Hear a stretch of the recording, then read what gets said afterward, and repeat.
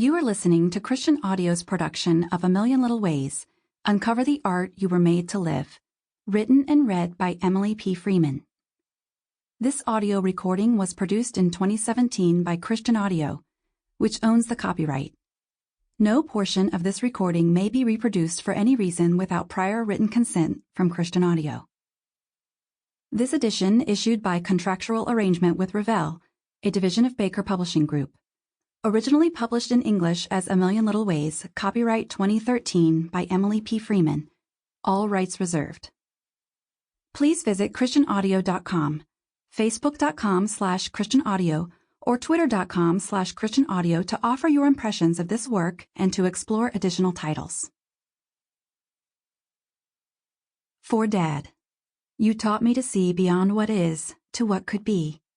Thank you for connecting the dots. Part 1. Who is the artist? You want to know the meaning of life? This is your highest calling. You are called into the dynamic co-creation of the cosmos. This breath is your canvas and your brush. These are the raw materials for your art, for the life you are making. Nothing is off limits. Your backyard, your piano, your paintbrush, your conversation, Rwanda, New Orleans, Iraq, your marriage, your soul.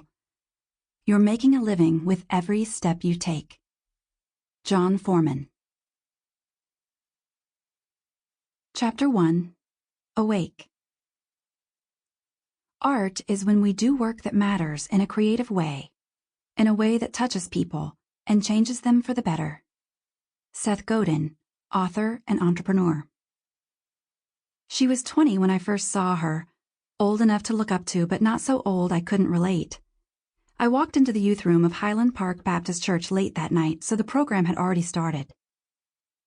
Michigan winters didn't lend themselves to much inspiration, so when I saw her sitting up front, leaning against a stool, her deep-set, mysterious eyes holding more stories than she ought to know at so young an age, I knew something was about to happen. Her generosity was palpable. She picked up her guitar, her small frame nearly disappearing behind it, and she began to sing. Her lyrics dripped heavy with questions and faith and love and longing. She didn't just sing notes, she sang story. I came undone. Listening to Sarah Mason sing that night, the winter before I turned 18, I thought it was her voice and her talent that touched me so deeply. I was aware of a mysterious movement within me, but I was unable to define it. And so I did what most people do. I believed it was her skill that moved me. That night, I wished more than anything to have a talent like hers. I grieved the fact that my singing voice was average, my painting skills didn't exist, and my dancing was limited to jerky, stiff cheerleading moves. I had heard talented musicians before, but this time was different. She offered herself honestly and beautifully, sharing something from within her laced with courage and hope. She showed me beauty and woke up a longing in me to take part in it. The beauty she shared was, quite simply, herself. And in sharing herself, she showed me a glimpse of the glory of God. Decades later, I'm circling around that winter night in Michigan, realizing what was stirred up in me and knowing it matters.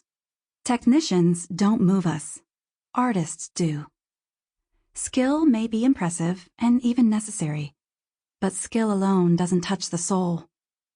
The profound gift Sarah gave me was the recognition that it wasn't her skill that moved me, it was her art. Sarah introduced me to a shadow of my true self, touched something in me that was there but sleeping. That's what artists do. They pull back the covering on our inner life, allowing us to see things beneath the surface that, without their compassion, creativity, and generosity, we may have missed. The song lyric, the exchange between actors on the screen, the image of Paris in the snow, the tuning of the strings before the show. Art coming from honest hands shows us beauty, stirs up longing, and touches us deeply. But what about this? The extra care the cashier takes with your order, the way she looks you in the eye, asks, Sample complete. Ready to continue?